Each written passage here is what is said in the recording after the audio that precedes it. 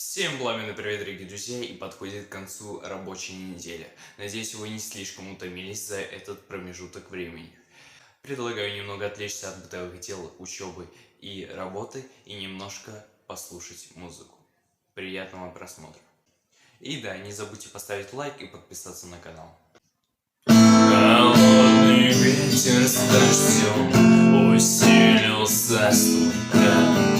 Все говорит об